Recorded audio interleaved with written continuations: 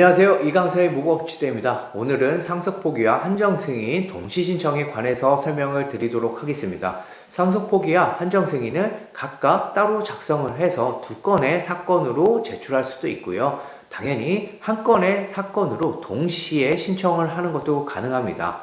절차 및 효과는 동일한 것인데 한 건이냐 두 건이냐의 차이가 있고 신청서를 작성할 때 내용을 작성하는 방법도 약간의 차이만 있습니다. 양식은 제가 블로그에 올려놨고요. 지금부터 같이 살펴보면서 어떤 차이점이 있는지 설명을 드리도록 하겠습니다.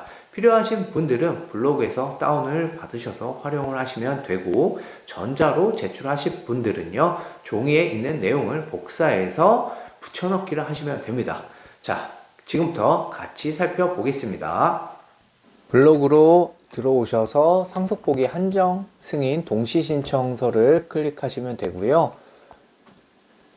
상속포기 한정 승인 동시 신청이라고 제목이 되어 있습니다. 상속포기 한정 승인은 따로 신청을 하실 수 있고 당연히 하나의 사건으로 제출하실 수 있습니다.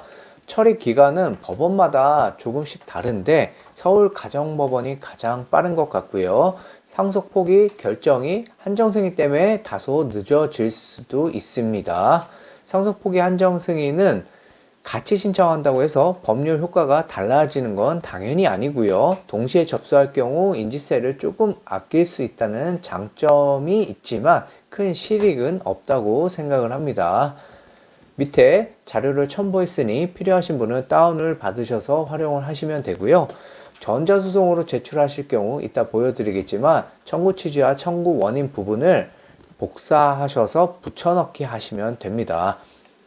그리고 마지막으로 중요한 내용을 하나 말씀을 드리려고 하는데, 상속포기 한정 승인은 상속 재산이 없는 경우에는 거의 없거나 장례비가 많은 경우에는 누구나 스스로 신청하실 수 있습니다. 정말 쉬워요. 하지만 상속 재산이 상속 비용을 초과해서 청산 절차를 거쳐야 하는 경우에는 채권자들과의 접촉과 배분 문제로 인해서 어려움이 있을 수가 있고요. 그런 경우에는 법률 대리인에게 맡기시면 됩니다.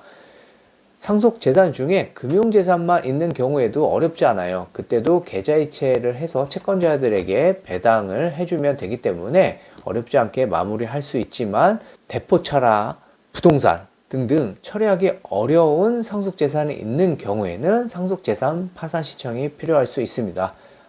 웬만한 경우에는 다 직접 처리하실 수가 있고요. 법률 대리인에게 맡기더라도 상속재산 파산 신청까지는 굳이 안 하셔도 되는 경우가 더 많습니다. 무분별하게 상속재산 파산 신청을 하실 필요가 전혀 없다는 말씀이에요. 그리고 비용도 더 들어갑니다.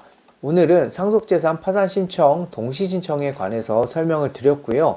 밑으로 내려오시면 동시에 신청할 경우 사건 번호가 부여되고 상속 한정 승인, 상속 포기라는 사건이 진행이 되면서 결정은 하나로 나옵니다. 두 분이 동시에 신청을 했었던 경우고, 밑에 판결 주문에도 결정 주문이죠. 한정 승인 신고는 수리한다. 상속 포기 신고도 수리한다. 이렇게 두 가지가 동시에 결정이 되는 겁니다. 이 사건 청구는 이유 있으므로 주문과 같이 심판한다. 결정이 나온 것이고요. 상속재산 목록은요, 적극재산과 소극재산, 그리고 장례비 정도로 나눌 수 있고, 소극재산은 채무를 기재하시는 곳이고 적극재산은 재산을 기재하시는 곳입니다. 그리고 기타 비용으로는 장례비, 어떤 비용들이 들었는지 기재해 주시면 되고, 여러분의 상속 재산에서 먼저 장례 비용을 차감하시고 남는 돈이 있을 때 채권자한테 배당을 하고, 남는 돈이 없으면 채권자한테 주지 않습니다.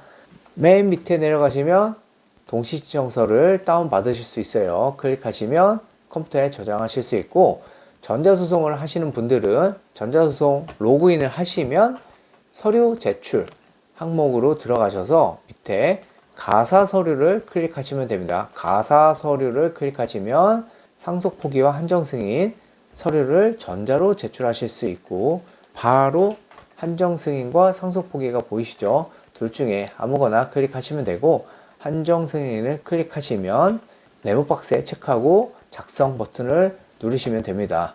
여기에는 상속 한정 승인이라고만 되어 있는데요. 여기 옆에 상속 포기를 추가적으로 기재를 해주시면 되고, 법원은 보통 다 가정법원이고요.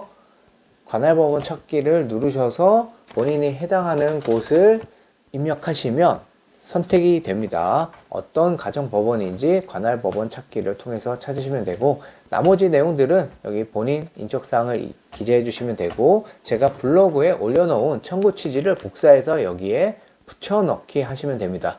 마찬가지로 청구 원인도 종이 파일을 복사해서 붙여넣기 하시면 되고요.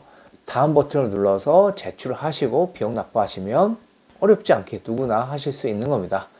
이후 결정은 한 달에서 한 달 보름 정도 후에 나오고요. 신문 공고와 내용 증명을 꼭 보내시고, 장례 비용이 많으신 분들은 추가적으로 청산 절차를 거치지 않아도 되지만, 장례 비용보다 상속 재산이 많은 경우에 청산 절차를 거치셔야 되는 것이고, 반드시 상속 재산 파산 신청을 하는 것이 아니고 민법에 따라 청산 절차를 진행해도 무방하니, 금융재산만 있는 경우에는 굳이 상속재산 파산 신청을 하지 않으셔도 됩니다.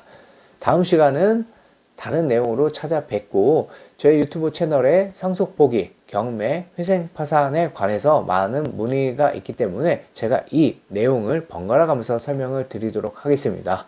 구독과 좋아요 부탁드리고 다음 시간에 찾아뵙겠습니다. 시청해 주셔서 감사합니다.